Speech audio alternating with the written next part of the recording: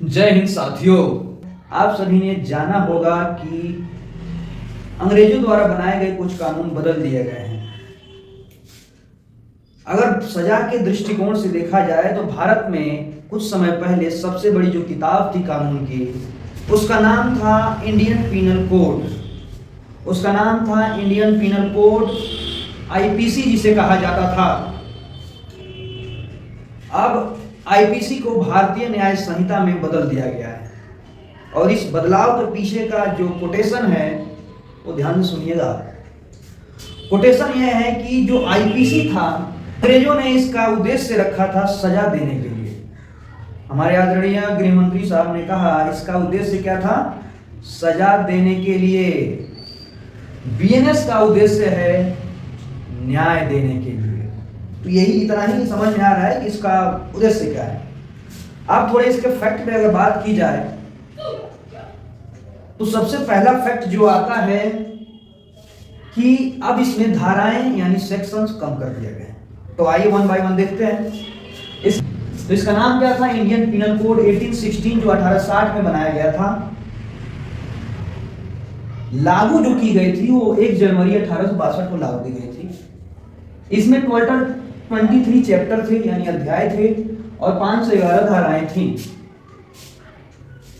जिसमें आपने 420 सुना होगा।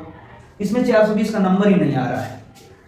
इसकी बात की जाए तो भारतीय न्याय संहिता 2023 इस एक्ट का नाम है और इसको लागू कराया गया 1 जुलाई 2024 को, मतलब आज से 3-4 महीने पहले। इसमें टोटल अध्याय यानी चैप्टर्स की बात की जाए तो there are 20 chapters in this act and 358 sections in this act.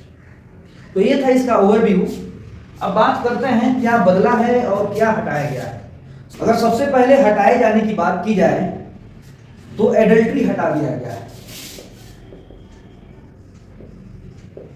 मतलब कोई विवाहित पुरुष या महिला अपनी आवश्यकता के हिसाब से अगर बाहर यौन संबंध बनाते हैं तो यह कोई अपराध नहीं है।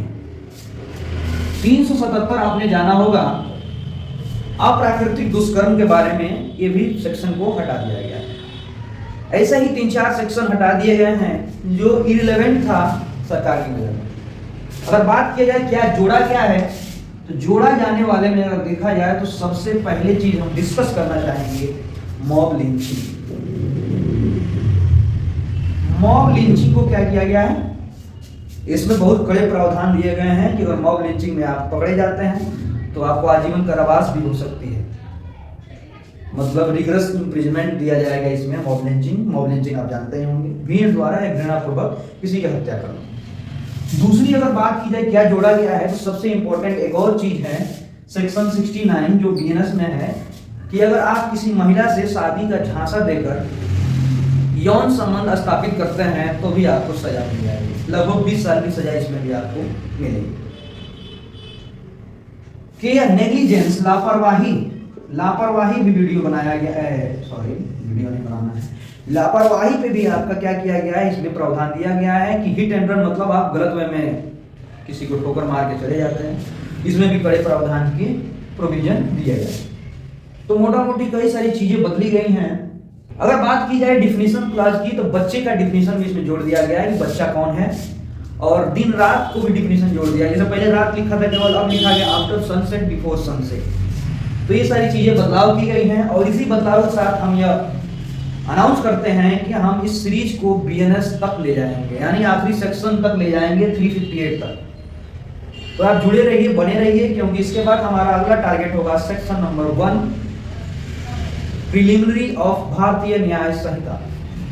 और धीरे धीरे हम इसको अप्रोच करके बहुत ही सरल भाषा में हम आपको प्रोवाइड कराएंगे।